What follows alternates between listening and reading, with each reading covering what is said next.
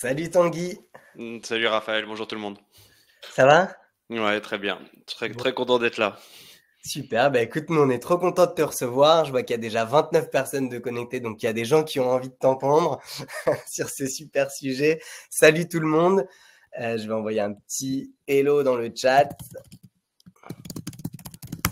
Et bah écoute, comme je te disais, moi je suis super content de te recevoir. En plus, bon, pour la petite anecdote, pour ceux qui sont déjà connectés, vous aurez cette anecdote en live, c'est qu'en fait, Tanguy et moi, on était au collège ensemble et on s'est retrouvés dans ce monde du produit, donc c'est assez rigolo. Ouais, on s'est perdu de vue, je pense, Enfin, on s'est croisés au collège et au lycée, on s'est perdu de vue, je pense, pendant 15 ou 20 ans. Et un jour, à une conférence, tu viens me voir et tu me dis, mais tu te rappelles, on était au collège ensemble. Donc, ouais, c'est un petit monde. Exactement. Bon, je vois que ça se connecte. Salut à tous ceux qui nous disent bonjour. Je vois que ça se connecte doucement. On va attendre encore 1 ou 2 minutes qu'il y ait un petit peu plus de monde. Je vais commencer à partager. Je vais peut-être déjà commencer à vous poser des petites questions. Allez, je vais lancer un premier sondage. Bon, alors je fais aussi le modérateur. Alors attends. Hop, voilà. Donc n'hésitez pas à aller dans la rubrique sondage pour répondre aux questions et puis à nous poser vos questions dans la rubrique dédiée. Je partage ma slide, enfin nos slides. Ouais, Raph vous pose la question si vous êtes déjà abonné au ticket, et pour adapter en partie ce que je raconte pour faire en sorte de, si vous n'êtes pas abonné au ticket, d'être vraiment le plus didactique possible. Et si vous êtes déjà abonné au ticket, allez rapidement sur les sujets qu'on a déjà pu aborder et creuser certains sujets qu'on avait mis de côté ou qu'on va aborder dans des prochaines newsletters. Donc ça me permettra d'adapter aussi ce que je vais vous raconter. Yes, trop cool. Gros sujet que beaucoup début 2025. Qu'est-ce qui nous attend? Donc ça nous parle. Product manager, product designer, avec toutes les nouvelles tendances, avec voilà le marché. Bon, je vais pas spoiler. Peut-être Tanguy, on va démarrer. Peut-être je te laisse te présenter déjà. Ouais, avec plaisir. Bonjour tout le monde. Donc moi je suis Tanguy effectivement. Ça fait une quinzaine d'années que je bosse dans le produit. J'ai bossé notamment dans des boîtes que vous pouvez connaître comme La Fourchette qui s'appelle désormais The Fork ou Vente Privée qui s'appelle désormais VP. Ma dernière expérience, j'étais CPO d'une boîte qui s'appelle Omi. Mais depuis 4 ans, je suis aussi cofondateur du Ticket, donc le Ticket qui est un média dédié aux équipes produits et que donc on a créé avec mon associé il y a 4 ans, qui est lui journaliste, Kevin. Et si vous voulez tout savoir sur le ticket, en réalité, on est une équipe aujourd'hui de 6 à contribuer régulièrement au ticket, que ce soit en animant des talks ou en écrivant des articles. Donc le ticket, je sais pas si vous avez vu ou si vous avez eu l'occasion de voir l'étude LPC qui est sortie hier, c'est très frais, mais il pose notamment la question des médias que les gens utilisent, et le ticket ressort comme le média préféré des product managers et des product marketing managers. Donc je sais pas s'il y a des product marketing managers aujourd'hui, mais Mhm. en tout cas merci pour cette confiance. J'avoue que ça envoie beaucoup de d'énergie parce que vous vous en doutez, on développe le ticket depuis 4 ans sur nos soirées, nos week-ends, donc c'est chouette de voir que ça trouve de l'écho. Et en parlant de ça, pour celles et ceux qui veulent aller un cran plus loin, je ne sais pas si vous êtes au courant, mais le ticket, donc c'est une newsletter aujourd'hui envoyée gratuitement à 7500 personnes 3 fois par mois. C'était 2 fois par mois jusqu'à fin 2024. On a décidé de passer à 3 fois par mois en 2025. Et c'est aussi une édition premium qui donne accès à des articles hyper fouillés qui sont pas disponibles dans la version gratuite. Juste pour vous faire un rapide tour de ce que vous trouvez dans le ticket premium. Vous trouvez donc des articles complets sur comment chez Alan ou Babacar on fait sa roadmap, avec les templates qui vont avec l'explication des templates, voilà, des choses très fouillées.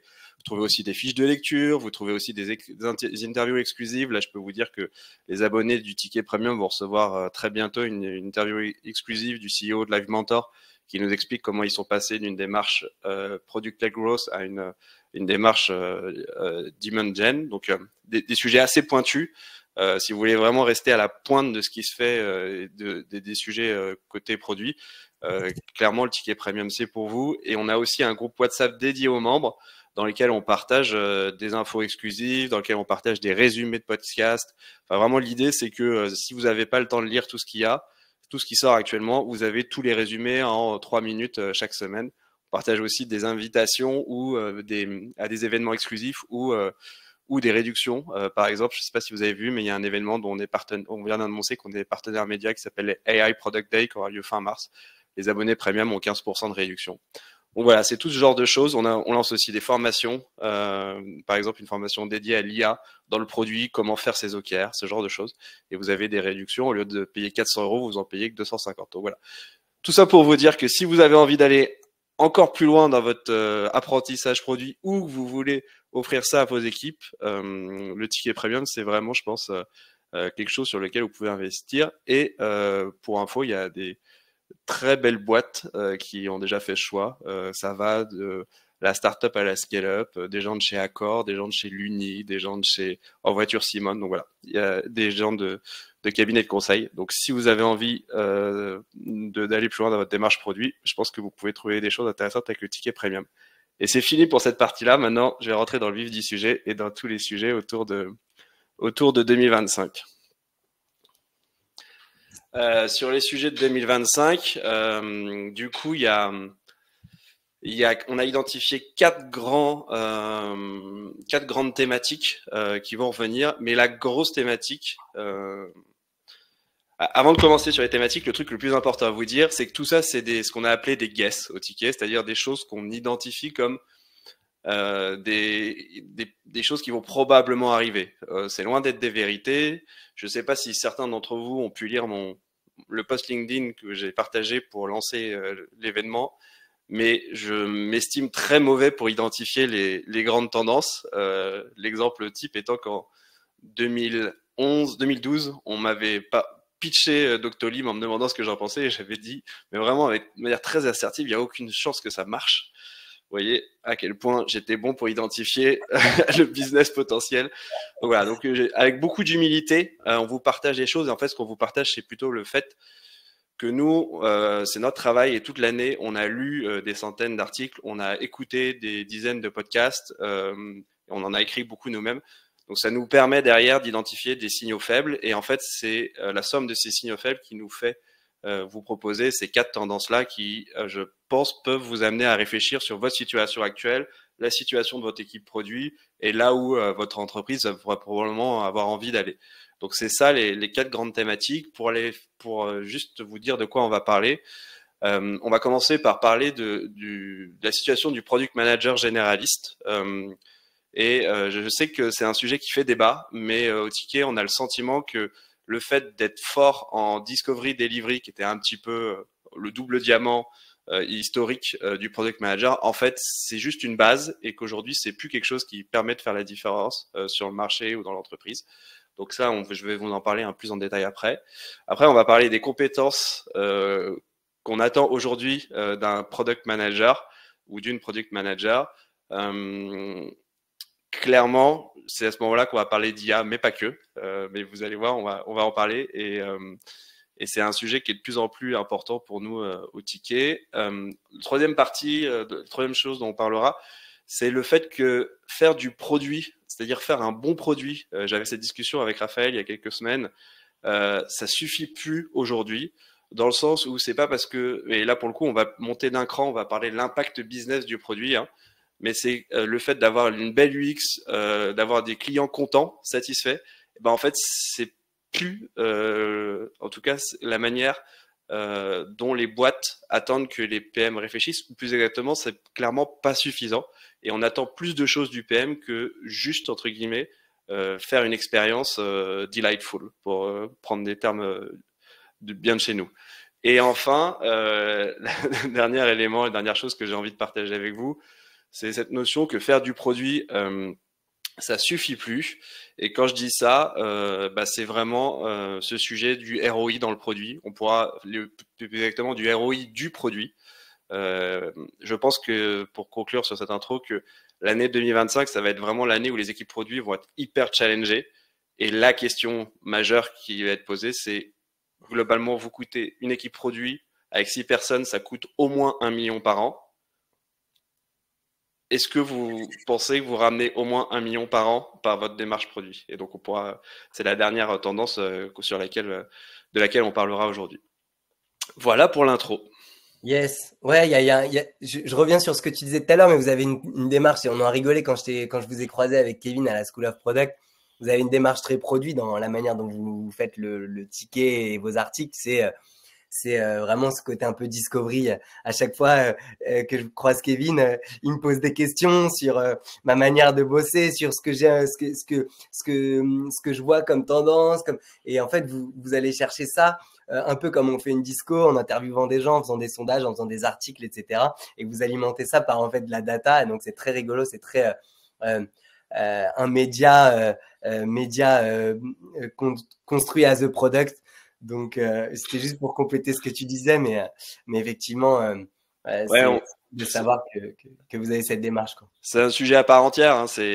Pour Ouais. nous, c'est que la manière dont on construit le ticket depuis le début. Hein, on se dit que et d'ailleurs, ça se voit aussi avec le ticket premium. On voit qu'on rajoute des briques les unes après les autres, en se posant la question toujours de l'impact que ça peut avoir pour nos utilisateurs et nous sur notre business model à nous aussi. Hein.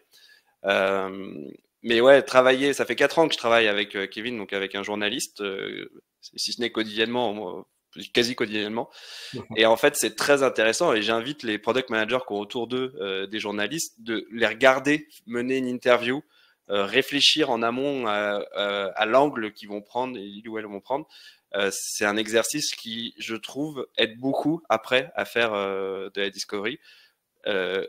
Et je pense que eux s'en rendent pas forcément compte, mais en fait, ils ont une forme d'avance de dingue sur comment bien mener une interview. Ce qui n'empêche pas, pour être tout à fait honnête et vous donner ce qui se passe en arrière-plan. Je parlais avec Kevin de sujet il y a quelques jours qui me disait, bah écoute, je suis en train de faire la fiche de lecture du bouquin de Teresa Torres sur la discovery. Et je me rends compte que j'ai plein de mauvaises pratiques sur les sujets de discovery. Donc, vous voyez, ça ne suffit pas. Mais oui, en tout cas, si vous avez des journalistes autour de vous, je vous invite à les écouter mener des interviews. C'est plein d'enseignements pour nous, product managers. Trop cool. Merci pour le tip. Allez, on passe à la première tendance, en tout cas au premier guess. Être product manager ne suffit plus. Raconte-nous un peu ce que ça veut dire. Yes. Déjà, il y a quand même un élément structurel qu'il faut prendre en compte, qui est un élément d'écosystème. C'est que il y a 5 ou 6 ans, les product managers, c'était assez rare sur le marché. Et si je remonte 10 ans en arrière, c'est encore plus vrai. Moi, j'ai commencé il y a une quinzaine d'années. Le nom de product manager était déjà assez bizarre. Il y avait pas mal d'organisations qui avaient même du mal à comprendre ce que ça pouvait faire. Aujourd'hui, il n'y a plus vraiment ce sujet-là. Il y a beaucoup de gens qui ont été formés au product management. J'en veux pour preuve toutes les promos de Noé, John Maestro, Open Classroom. J'ai des parts dans aucune, mais toutes celles-là, tous ces gens-là qui se sont formés dans les dernières années et qui sont arrivés sur le marché et qui font du coup qu'il y a, si ce n'est un embouteillage, en tout cas une rareté beaucoup moins forte des profils de product manager. C'est des gens qui sont très bien formés, mieux formés à mon avis que des gens comme moi qui sont arrivés directement sur le marché il y a une dizaine d'années et qui maîtrisent très bien les bases en fait du product management. En tout cas, ce qu'on a tendance à considérer comme étant les basiques, c'est-à-dire le double diamant, les concepts de discovery, de delivery, etc., etc. L'autre élément, c'est que le marché de la French Tech a quand même beaucoup changé dans les dernières années.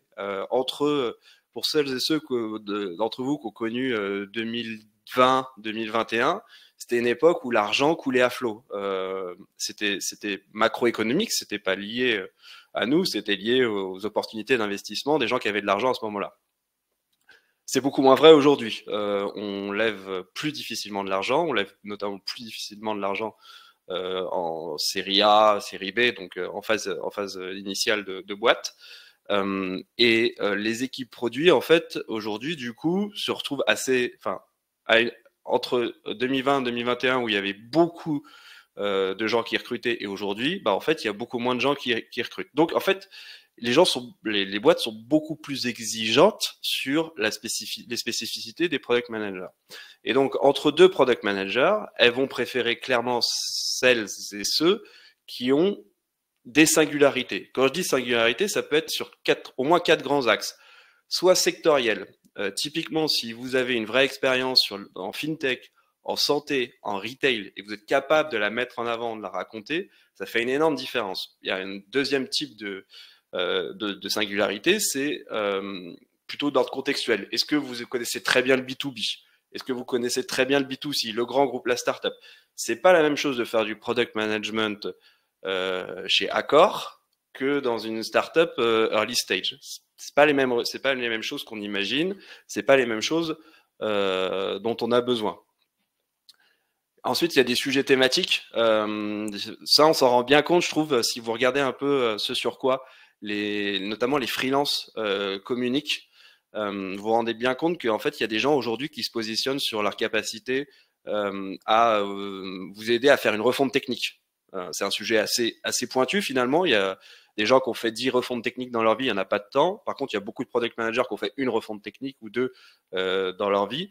Mais il y a des gens qui se positionnent sur les sujets d'impact, des autres voilà. Tous ces sujets-là, en fait, sont des sujets qui vous rendent un peu unique. Et puis le dernier point, et le plus évident, c'est les sujets techniques. Est-ce que vous êtes fort sur des sujets d'API, des sujets de growth? On pourra en reparler, mais aujourd'hui, en fait, la growth prend une part de plus en plus importante. Mais ça fait écho à ce que je disais avant. Le marché a changé, donc en fait, ce qu'on veut, c'est que le produit participe au business. On pourra en reparler après. Donc voilà, c'est en gros le premier sujet, c'est que il faut, pour un product manager en 2025, soit identifier, soit construire sa singularité. C'est pas le fait de savoir gérer une équipe composée de product designer, engineer, de 5 ou 6 personnes et faire la partie discovery delivery qui fera que vous serez originaux sur le marché et qui dans un marché tendu, du coup, vous rendra véritablement désirable parce que en fait des gens comme vous qui seraient potentiellement prêts à bouger, il y en a pas mal. En revanche, si vous avez un élément très très précis qui vous différencie, là vous êtes derrière, tout d'un coup il y a un truc qui se passe dans la tête du recruteur ou de la recruteuse. Ouais, très clair. En tout cas, c'est intéressant de voir un peu toutes les verticales, effectivement, et tu vois, moi, quand j'entendais à l'époque, quand j'entendais product manager spécialiste, moi, j'entendais, tu sais, ce que tu disais, très product growth, très PMM, très, qu'est-ce qu'il y a, data, IA, etc. Vraiment tu vois, une verticale un peu métier, entre guillemets. J'aime bien ce que tu apportes aussi avec ce truc de B2B, B2C, effectivement, ou grand groupe, start-up. C'est vrai que déjà, ça ouvre quand même l'étendue des possibles. Donc ça, c'est cool. Je pense que c'est aussi un super conseil. Mais là, c'est que mon avis, peut-être pour les gens qui arrivent sur le métier de product manager, que ce soit des juniors ou des gens en reconversion. Peut-être que quelqu'un qui a déjà 7-8 ans d'expérience en PM et qui est assez holistique dans sa pratique, il arrivera encore à trouver des jobs ou à être en tout cas concurrentiel. Ce n'est que mon avis. Je sais que toi tu es peut-être un petit peu plus on va dire précis sur ce sujet-là en tout cas. J'ai pu voir aussi un peu dans de la documentation, mais enfin dans des lectures sur Medium et tout ça, plus côté États-Unis que justement ils disent que c'est cool d'être plus multi-pratique, enfin tu vois hyper polyvalent dans sa pratique, mais peut-être dans des boîtes plus early stage comme tu disais quand tu es en pré-product market fit et qu'on n'a pas une thune de ouf, bah l'idée c'est de dire on va prendre une personne qui va pouvoir faire tout, tu vois, le couteau suisse, là où après on va peut-être chercher à spécialiser. C'est que ma nuance, c'est que ma vision des choses, mais voilà. Sur ce dernier point du PM ou de la PM couteau suisse du early stage, j'ai tendance à te suivre à une exception près, c'est que en fait on voit de plus en plus de freelance qui ont, eux, 7-8 ans d'expérience, qui se positionnent spécifiquement sur ce marché-là. C'est-à-dire qu'ils disent à des fondateurs et fondatrices early stage, j'ai déjà fait ça 3-4 fois. Ouais. Prenez-moi. Je sais déjà quelles sont les étapes d'après. Je sais déjà par où il faut passer, etc., etc. Donc en fait, c'est pas fait pour des juniors qui seraient généralistes, ce genre de poste. C'est fait pour des généralistes qui auraient déjà 7 à 10 ans d'expérience. Et d'ailleurs, ça c'est à titre très personnel, mais je ne recommanderais pas à des PM en début de carrière de vouloir être PM, first PM ou quelque chose comme ça. C'est assez, enfin, il y a des très belles histoires, mais c'est assez, ça peut être assez violent. Ouais. Si tu veux, on peut passer au deuxième guest du coup qui va directement dans la suite de ce qu'on se disait, mais le sujet des compétences en fait. Et en fait, je pense qu'il y a un sujet sur lequel j'ai envie d'appuyer particulièrement, qui est le sujet de l'IA, parce que au Ticket, on a mis beaucoup de temps, et je vais être très transparent avec vous, on a mis beaucoup de temps à s'intéresser au sujet d'IA pour une raison très simple, enfin pour plusieurs raisons très simples. C'est que on a plein de réserves sur les effets de bord que peuvent avoir les sujets d'IA. Des réserves sur l'impact social, sociétal, des réserves sur l'impact environnemental, écologique, des réserves, voilà, plein de choses comme ça. Et on s'est dit, on n'a pas envie d'amplifier le phénomène, sauf qu'en fait, quand on parle avec des PM tous les jours, on s'est rendu compte que ceux qui étaient le plus en avance, ceux qui écoutaient le plus les signaux, ceux qui étaient le plus connectés aux autres écosystèmes, en fait, nous disaient je comprends vos réserves, mais en fait, ça va être là. Et vous, en tant que média, votre responsabilité, c'est de nous aider à nous éduquer, à éduquer la communauté à ces sujets-là et à les prendre en main pour pas en être victime, entre guillemets. Et donc, c'est pour ça qu'on a aujourd'hui, on ouvre une verticale au Ticket vraiment sur les sujets d'intelligence artificielle. Ce que je peux vous dire sur le sujet de l'intelligence artificielle, c'est que quand j'en parle avec les product managers, j'identifie 3 cas de figure. D'abord, il y a un premier cas qui est une situation de rejet. C'est-à-dire qu'un PM, où il y a des PM qui nous disent en vrai, c'est un truc comme la blockchain et les NFT et que sais-je, et le Bitcoin. Non, le Bitcoin, c'est pas un mauvais exemple, mais c'est métaverse, c'était ça que je cherchais. Ça va passer, ça va disparaître aussi vite. Si j'ai tendance à faire l'analogie entre l'IA et le mobile. Moi, j'ai eu la chance de vivre l'arrivée des smartphones dans notre écosystème en tant que product manager. Et à l'époque, il y avait des gens qui disaient j'y crois pas. De toute manière, on ne fera jamais de business sur un petit écran comme ça. C'est sûr que c'est de la hype, mais ça va jamais permettre de faire des ventes. Quand j'ai quitté vente privée, et c'est il y a longtemps, c'était en 2015, c'était déjà 70%, le mobile, 70% du trafic et 50% du CA. Voilà, donc en fait, je pense qu'on est dans ce genre de transformation de notre écosystème dans cette ampleur-là. C'est pour ça que le rejet, je le comprends, mais me semble pas motivé par des éléments très rationnels. Le deuxième typologie, c'est la crainte. J'ai entendu plusieurs fois, en fait, je me demande si mon métier va toujours exister dans 5 ans. Et je comprends que cette crainte existe. Là, on prépare une émission avec le Ticket. Charles, qui est donc product manager chez PlayPlay, nous faisait une démo de comment ils utilisent l'IA pour rédiger leur PRD, rédiger les user stories, rédiger les tests d'acceptance, faire challenger leurs interfaces par une IA. Donc, et tout ça est prompté et toute l'équipe le produit l'utilise. Donc, je comprends qu'on puisse se poser la question de la place du product manager dans un monde où en fait tout ce cycle-là est copiloté aujourd'hui, mais pourrait être en partie piloté par des LLM. Je ne sais pas si vous avez des chiffres en tête, hein, mais Google communique aujourd'hui sur le fait que 25% du code qui est poussé en prod actuellement est écrit par un LLM vérifié par un humain. C'est de la com, est-ce que c'est vrai ou pas? J'en sais rien, mais en tout cas, ça montre une direction très claire. Puis il y a un troisième typologie de product manager et d'équipe produit à qui je parle, qui sont des gens qui ont déjà défriché le terrain, véritablement, des gens qui se sont lancés il y a 1 an et demi. En gros, hein, c'est ça les gens les plus en avance avec qui on parle, et qui l'ont déjà intégré à leurs produits. Et alors, ce qui est très intéressant, c'est qu'il y a un espèce de pattern commun qu'on découvre chez ces gens-là. C'est des gens qui se sont mis dans la position suivante. Si demain, on était 3 et qu'on était dans un garage et qu'on devait disrupter notre industrie en ayant cette technologie à portée de main, qu'est-ce qu'on ferait?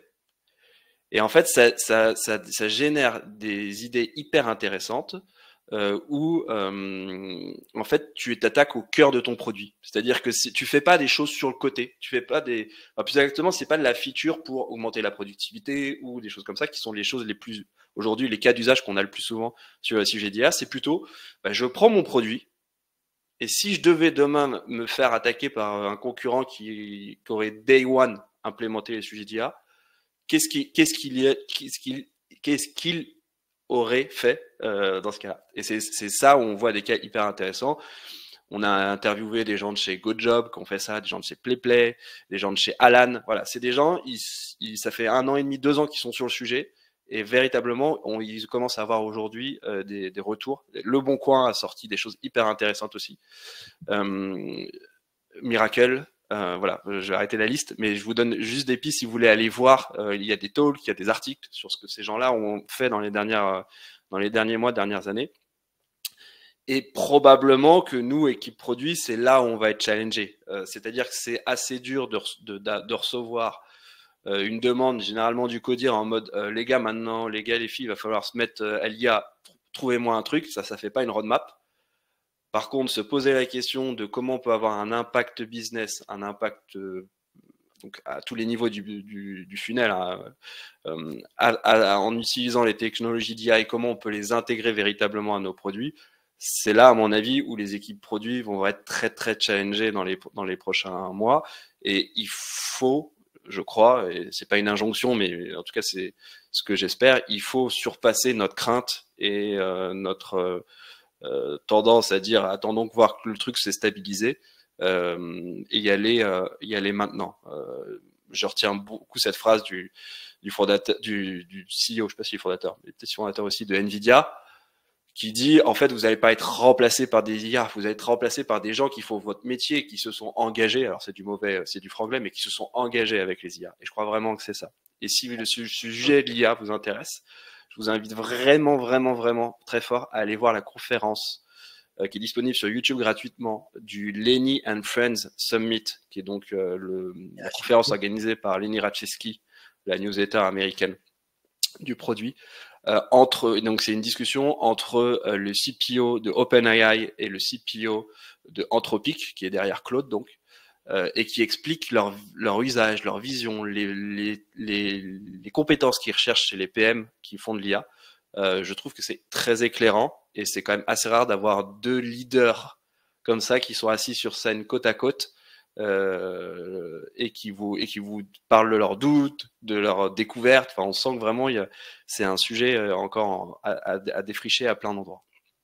Ouais, juste pour rebondir sur ce que tu disais, Tanguy, moi je suis assez d'accord sur cette double vision de l'IA, c'est-à-dire que tu as à la fois l'IA comme outil pour accélérer ta productivité, tes performances en tant que salarié ou en tout cas en tant que travailleur, je sais pas comment dire, et comment mettre de l'IA dans tes produits, vraiment comme l'a fait l'Uni là très récemment sur sa boîte à histoire avec la possibilité du coup de choisir les prénoms dans les histoires pour les enfants.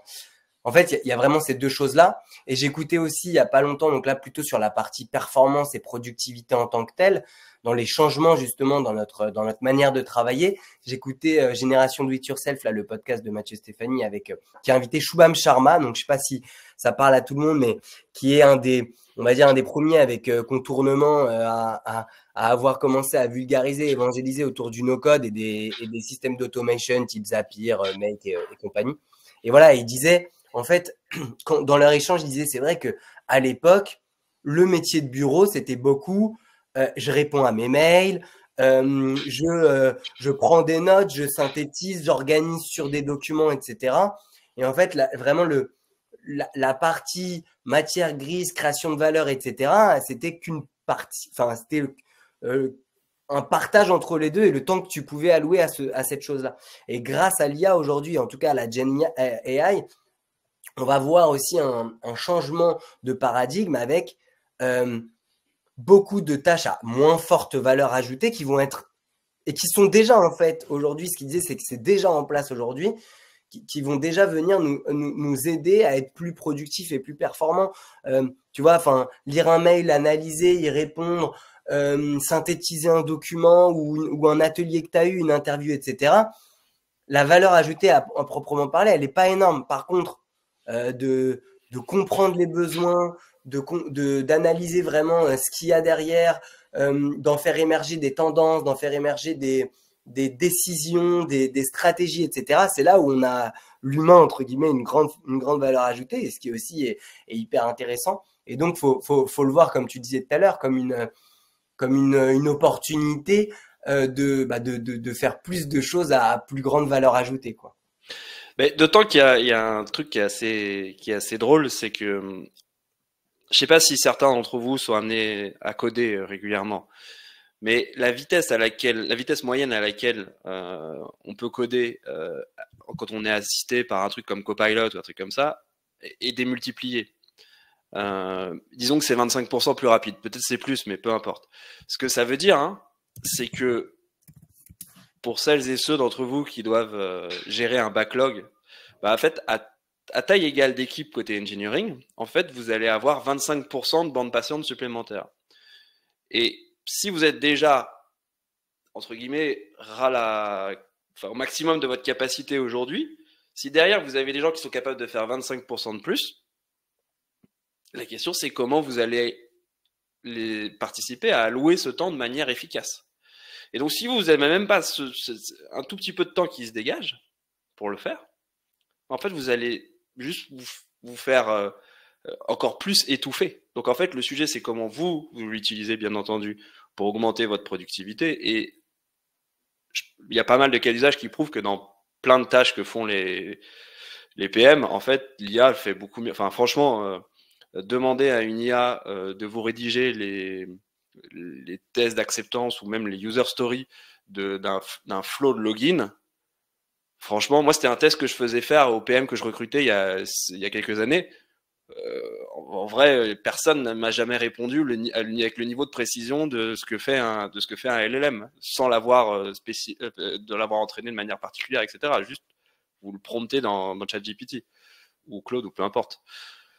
Donc ça, c'est le premier élément. Mais là où j'attire vraiment votre attention, c'est que, à mon avis, le sujet pour vous en tant que PM, hein, et on va en reparler, c'est le sujet du ROI de ce que vous faites. Et que là où on va être challengé collectivement, c'est pas tellement sur est-ce qu'on augmente notre productivité, même si c'est clé, mais ça va être plutôt dans quelle mesure on est capable d'utiliser ce nouvel outil, cette nouvelle technologie, pour avoir un impact sur notre business. Et en fait, le sujet, c'est pas est-ce que c'est tourné vers l'interne ou l'externe, parce qu'une boîte comme Klarna qui décide du jour au lendemain de remplacer une grosse partie de son service client, je crois que 700 personnes de mémoire, par une IA qui est entraînée sur les données internes et les milliers de calls auxquels ils ont tenu, vous imaginez l'impact sur le business en réalité. Alors d'un point de vue humain, c'est désastreux.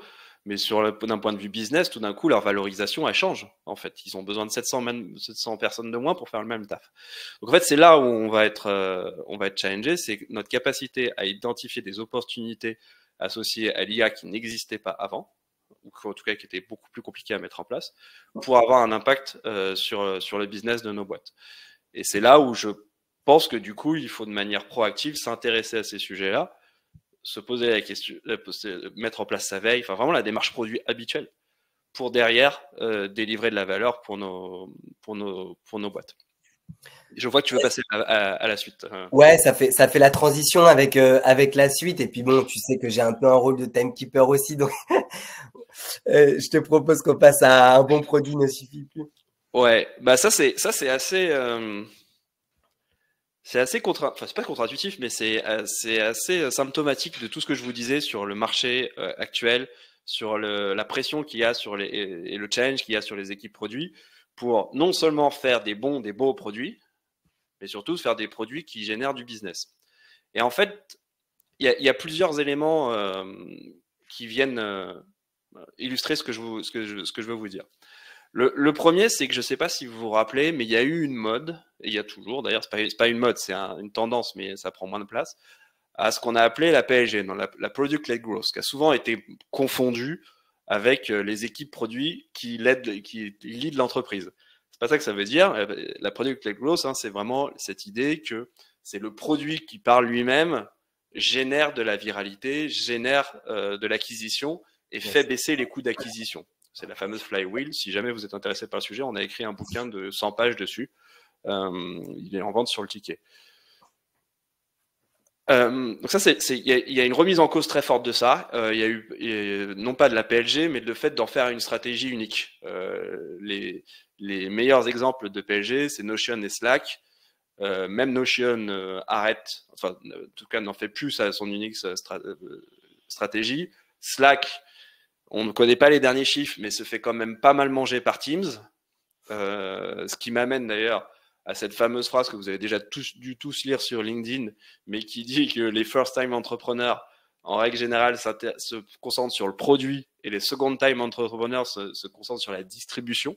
En fait, c'est vraiment ce sujet-là. Hein. Donc, en tant que PM, se poser la question de la distribution de son produit, c'est quelque chose sur lequel on va être de plus en plus challengé. Ce qui m'amène, du coup, à ce sujet de distribution, ce qui m'amène à une grande tendance qu'on est en train de voir émerger, et peut-être que ça vaut le coup que vous vous posiez la question, vous aussi, de le faire, qui est la keynote. Je ne sais pas si vous êtes rendu compte, mais c'est un truc qui est apparu en 2024, et on sait que ça va continuer en 2025, c'est le fait que les boîtes françaises commencent à faire des keynotes. Vous pouvez retrouver typiquement celle de Back Market qui a eu lieu il y a quelques mois, vous pouvez retrouver celle d'Alan, j'ai un doute, celle de Doctolib.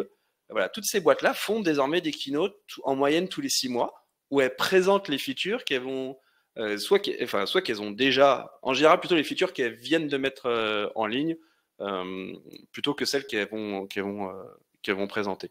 Et c'est vraiment dans le modèle, celle qu'on a vue en tout cas, ressemble beaucoup aux keynotes que fait Google, plus que celle d'Apple d'ailleurs.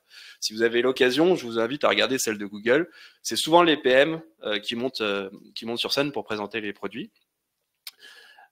Et en fait, qu'est-ce que ça cache derrière? En fait, ce que ça cache, c'est plusieurs choses qui sont assez contre-intuitives par rapport à la littérature sur le produit. La première, c'est que en fait, les PM s'occupent d'aller entre guillemets faire le sales, c'est-à-dire présenter au public, présenter à la presse, présenter aux clients, aux utilisateurs les produits, ce qui implique d'avoir des deadlines hyper fixes, hein, parce que quand vous faites une keynote, a priori, il faut que ça marche. En tout cas, c'est déjà arrivé à certains de monter sur scène avec des produits qui ne marchaient pas. Mais soit il faut avoir le bagou de Steve Jobs, soit il faut être prêt à vivre un moment très désagréable comme Bill Gates au moment de la présentation de, je sais plus, c'était Windows 98, quelque chose comme ça. Vous retrouverez les images,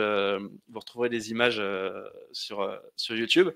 Voilà, c'est vraiment assez contre-intuitif, mais en fait, il y a cette idée que toute la boîte s'organise autour du fait qu'à une date fixe qui est annoncée longtemps à l'avance, etc., il faut que telle et telle chose soit prête à être présentée, prête à être mise en ligne, etc., etc.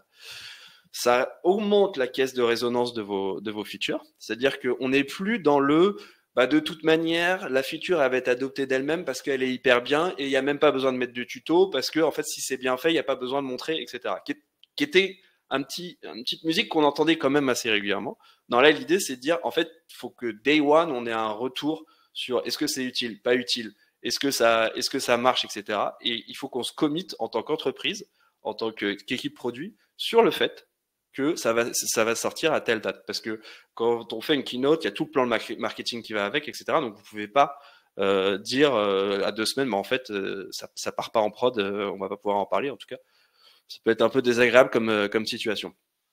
Et du coup, je vous invite à regarder ces keynotes et à vous poser la question de est-ce que ça a du sens pour vous, votre boîte et votre entreprise d'en mettre en place, parce que ça a l'air d'être un exercice assez, j'ai jamais fait personnellement, mais ça a l'air d'être un exercice assez intéressant à faire, mais assez nouveau pour beaucoup d'entre nous, je pense. Yes, merci Tanguy. Juste pour rebondir sur le sujet de comment remettre le business au cœur du produit, dont un des pans dont tu as parlé tout à l'heure, et dont on avait parlé, nous, il y a, je sais pas, fin 2024 ensemble.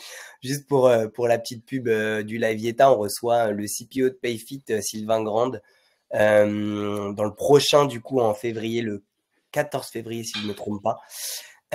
Justement pour nous parler de ça et que tout le monde puisse venir poser toutes ces questions sur cette partie-là et venir continuer justement la discussion qu'on est en train de mener aujourd'hui. Donc voilà, c'est juste pour faire un petit instant pub, mais je pense que effectivement, comme tu l'as dit, enfin, il y a eu un grand changement de paradigme avec le côté bah, les fonds d'investissement abondaient énormément et où les business angels, les startups, les scale-up, etc. Et donc l'objectif c'était vraiment de d'être ultra centré utilisateur, de trouver toujours l'opportunité ou la solution ou la fonctionnalité à sortir qui va faire kiffer les utilisateurs sans forcément trop se prendre la tête sur mais est-ce que ça rapporte de la thune ou pas. Et là, bah, les robinets ont été coupés et ça revient au centre et tant mieux hein, en réalité. Les boîtes bootstrappées montrent qu'elles ont du coup maintenant un peu plus d'avance sur les autres et les boîtes qui étaient abondées, bah, elles se sont recentrées sur cet élément-là.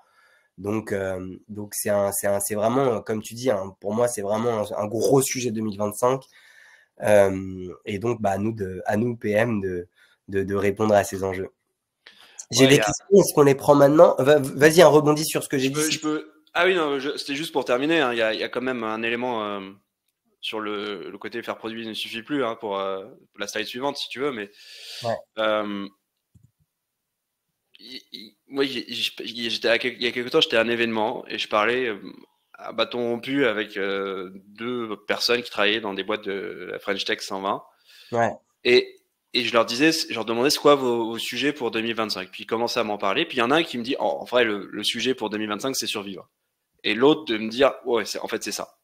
Et en fait, on est pour une partie des boîtes. Hein, je dis pas que c'est le cas de toutes. Enfin, vous connaissez mieux vos boîtes que moi de très loin. Mais on est quand même dans ce momentum un peu particulier de boîtes qui ont levé beaucoup d'argent en 2020-2021 sur des valorisations très élevées. Ou, et là je parle des startups scale-up, mais si je parle des grands groupes, c'est aussi des boîtes qui ont vu qui ont eu beaucoup d'argent en 2020-2021. Pour beaucoup de boîtes, enfin certaines boîtes, en tout cas, la période Covid a été extraordinaire. Elles ont beaucoup investi, les DSI ont beaucoup grossi. Il y a beaucoup de, alors je sais pas si ça va parler, j'ai pas vu les réponses sur dans quel type de boîte vous bossez, mais il y a beaucoup de boîtes qui ont lancé des digital factory. Donc ça, c'est plutôt dans les grands groupes. Qui sont donc des grosses structures, souvent avec beaucoup de gens à l'intérieur, beaucoup de consultants à l'intérieur, qui sont des structures qui coûtent assez cher et qui aujourd'hui, 3-4 ans plus tard, se posent la question du ROI véritablement. Donc on est vraiment dans ce momentum-là et qui touche et les grands groupes et les startups et les scale-up pour des raisons différentes, mais qui font qu'aujourd'hui, globalement, vous vous retrouvez avec des gens qui retrouvent, et c'est en vrai en France, en Europe et aux États-Unis aussi, hein. Et on se retrouve du coup avec des comportements assez surprenants. J'en veux pour illustration, je ne sais pas si ça vous parle, Brian Chesky, c'est un des fondateurs d'Airbnb, hein, qui parlait chez Y Combinator il y a quelques temps. Et donc Y Combinator, c'est un incubateur, accélérateur, je ne sais pas comment il faut l'appeler, mais par lequel sont passés beaucoup des grosses boîtes que vous connaissez. Et qui disait, en fait, moi, il y a eu un moment, j'ouvrais l'app Airbnb et je voyais pas ce qui avait changé depuis 3 ans. C'est extraordinaire, hein, parce que Airbnb, pour le coup, ça fait partie des boîtes d'un point de vue produit, on les regarde avec envie parfois. Et il dit, mais en fait, je me suis rendu compte que j'avais créé tellement de layers de management, de gens qui sont chacun experts dans un petit truc et tout, qu'à la fin, ben, je savais plus trop ce qui se passait. Et j'ai entendu la même chose de gens qui travaillent avec des grosses DSI, qui me disaient, bah en fait les DSI nous disent aujourd'hui, bah, c'est bien beau votre agile là que vous avez mis en place partout, tout le monde a l'air très heureux, tout le monde a l'air de travailler sur des sujets super fun, mais moi je sais plus où je mets mon argent. Et à la fin quand on me demande où va tel euro, je sais plus à quoi il sert. Et donc en fait c'est ça que on est en train de vivre à tous les niveaux, des founders qui se disent bah, j'ai l'impression que quand on était 100 on délivrait beaucoup plus et que je voyais la différence chaque jour. Des grosses DSI qui disent bah avant quand on avait des cycles en V au moins je savais où je mettais mon argent et je pouvais répondre à mon board. Enfin tu vois c'est ce moment-là qu'on est en train de vivre. Et donc en fait on est collectivement en tant qu'équipe produit très challengé, ce qui était moins le cas hein, quand même. Il y a quand même si on est tout à fait honnête hein, il y a quelques années. Ouais. Sur notre participation au business, notre participation à l'impact véritablement de la boîte. Parce que s'il faut cracher 15% de marge dans des grandes boîtes, s'il faut continuer à faire des croissances à 2 ou 3 chiffres tous les ans pour les startups scale-up, bah en fait, on s'attend à ce que le produit participe de manière visible et entendable. Et c'est en ça que les keynotes, pour le coup, peuvent être un super outil pour les équipes produits. Hein. C'est aussi une manière de valoriser ça. Voilà, et je m'arrête là. Eh ben, merci Tanguy. Avec plaisir. On prend quelques questions.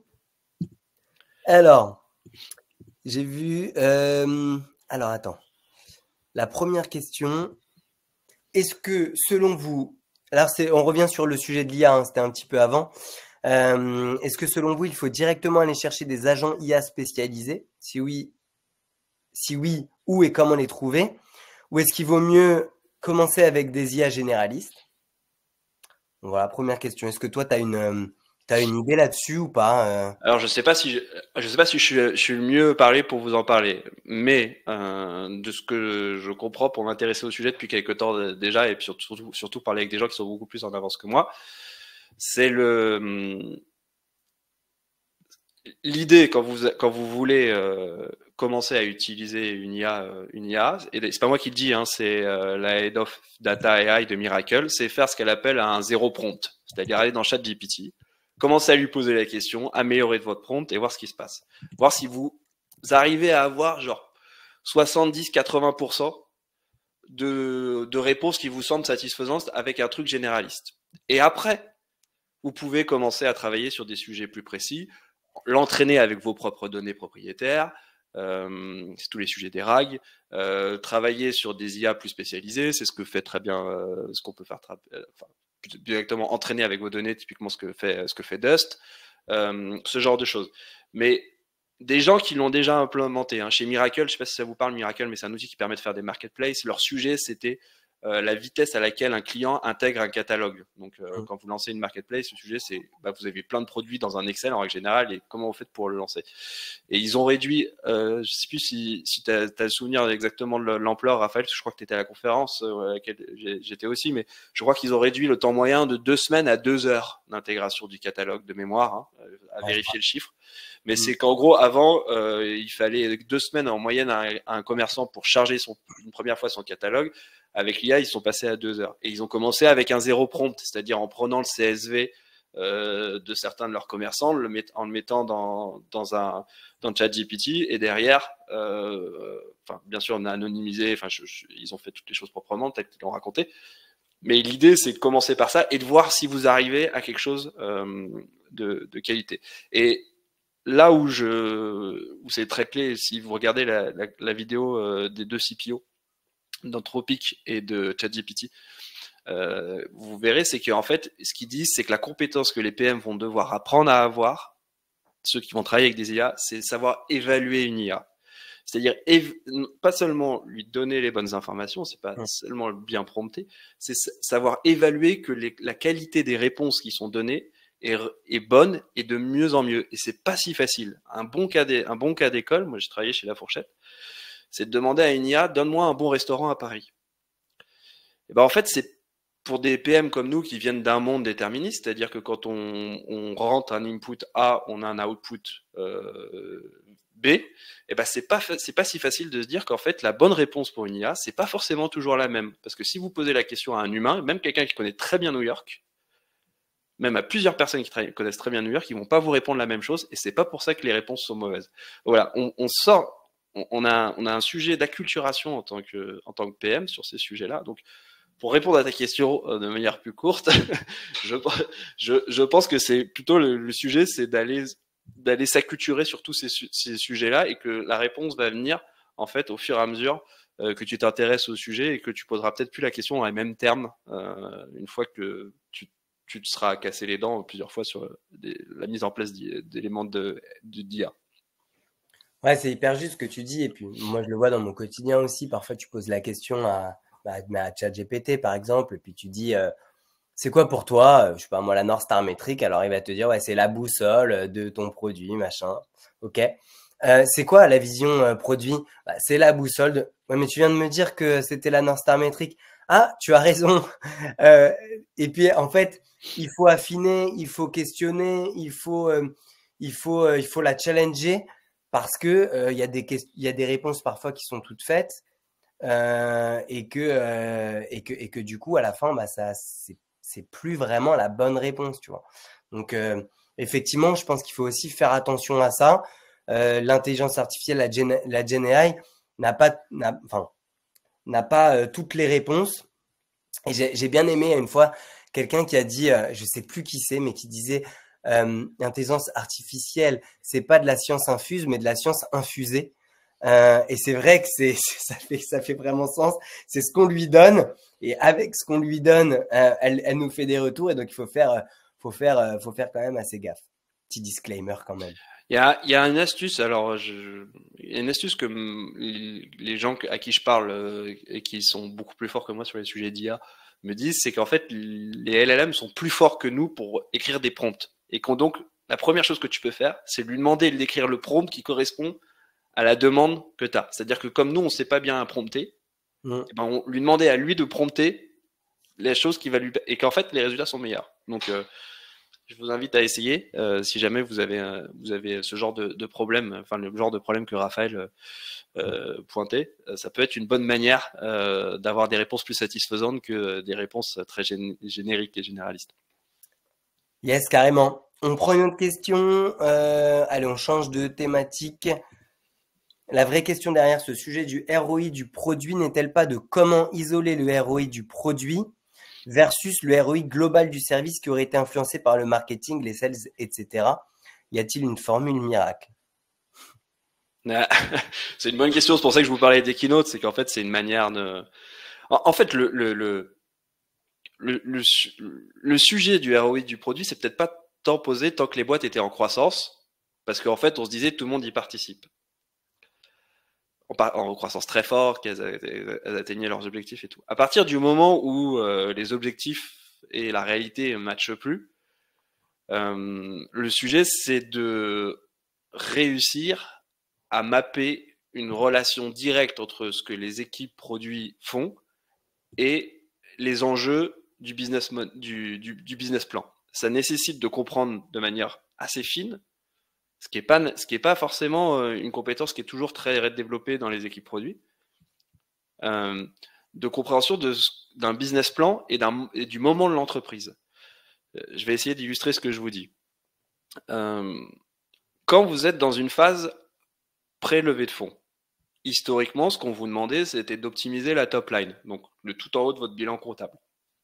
Les features qui permettent d'optimiser la top line, donc de générer du chiffre d'affaires, c'est pas du tout les mêmes, ou c'est pas exactement les mêmes, que celles qui, dans un moment où on vous demande d'optimiser votre marge, votre EBITDA, donc plutôt le bas de votre bilan comptable, c'est pas les mêmes. C'est-à-dire que augmenter votre marge et augmenter votre chiffre d'affaires, parfois, c'est des features différentes. Et selon le moment où votre entreprise est, c'est-à-dire après levée de fonds, post-levée de fonds, moment où on a décidé de beaucoup investir sur tel ou tel sujet, etc., et ben vous n'allez pas vous retrouver avec les mêmes features. Et ça, il faut que ça soit un élément qu'on prenne en compte dans les équipes produits, dans la manière de construire nos roadmaps. C'est-à-dire que l'amélioration de l'expérience utilisateur sur tel ou tel axe, le développement de telle ou telle nouvelle ligne business, ligne de produit, etc., ça correspond en fait à des enjeux business pour l'entreprise. Et en fait, il faut que l'équipe produit envoie le message à travers ce qu'elle fait, qu'elle l'a compris et intégré. Et le sentiment que j'ai, peut-être que je me trompe, mais le sentiment que j'ai, c'est que parfois les fondateurs et fondatrices ont le sentiment que les équipes produits, en fait, continuent à jouer avec le même playbook. C'est-à-dire le playbook de l'époque où l'argent coulait à flot et où le sujet, c'était juste d'augmenter la valo pour les startups scale-up ou de prendre de plus en plus de place dans le groupe, alors qu'en fait le playbook a changé. Et en fait c'est ça le sujet à mon avis, plus que enfin, je pense que personne n'a envie de rentrer dans des sujets de j'impute X% de ma croissance à telle partie de l'entreprise. Enfin, je pense que le produit sera toujours perdant, en tout cas dans ce genre de calcul un peu d'apothicaire. Merci Tanguy. Il y a Hélène Glou, que tu connais très probablement, qui nous dit: est-ce que tu reviens tous les ans nous faire part de tes prédictions, que je partage pas mal? Est-ce qu'on prend rendez-vous avec Yeta pour tous les ans faire ce petit point? Je pense que le premier truc qu'on va faire en tant que bon genre du produit, c'est regarder fin 2025 s'il y a une partie de ce qu'on a raconté qui s'est révélé à peu près vrai en 2025. Je vous invite d'ailleurs à aller regarder, si vous avez l'occasion, c'est sorti hier je crois, les prédictions de Exa, vous savez, ex-eFounders, pour 2025. C'est assez intéressant. Franchement, il y a plein de trucs vraiment cool dedans. Je crois qu'ils ont sorti quelque chose comme 25, ce qui paraît très logique pour 2025. En tout cas, c'est assez complémentaire à ce qu'on a pu écrire. C'est plus macro que nous sur les sujets purs produits. Mais ouais, avec plaisir pour revenir l'année prochaine si le 2025 nous a pas donné complètement totalement tort, ce qui du coup nous amènera à être encore plus précautionneux sur le fait de donner des prédictions. Ou au moins on pourra faire le bilan la prochaine fois. Bon, en tout cas, Tanguy, on arrive à la fin du webinaire. D'abord, je voudrais te remercier d'être venu partager ces guests avec nous. C'était super intéressant. J'ai mis dans le chat que les gens peuvent venir te poser des questions, t'envoyer des messages s'ils ont des idées de sujets à proposer pour le ticket et le ticket premium. Vous pouvez vous inscrire. Il y a jusqu'à la fin de la semaine, jusqu'à dimanche, je crois. Il y a un petit code promo. Yeta aussi. Du coup, merci Tanguy d'avoir fait ça. C'est cool pour ceux qui voudraient s'inscrire à l'abonnement premium du ticket. Et puis, moi, j'ai envie de vous dire rendez-vous l'année prochaine, au moins pour le bilan, et puis sinon pour les prochaines prédictions. Entre-temps, on se tient tous au courant. Merci beaucoup. Tanguy, je sais pas si t'as un mot de la fin ou pas. Je vous remercie à tous pour vos messages. Là, franchement, c'est très chouette, ça fait plaisir.